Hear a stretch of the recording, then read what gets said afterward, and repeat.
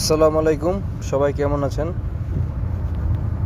তো এটা হচ্ছে বাংলাদেশের এবং ইন্ডিয়া বর্ডারের পাশের একটি পাহাড়।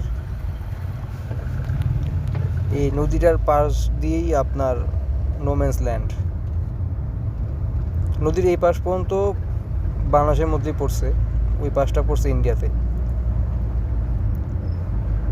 তা আমরা ওই নদীর পাশ পর্যন্ত আমরা গিয়েছিলাম, তারপর আর যাওয়া নিষেধ, এই কারণে আমরা যেতে পারি নাই।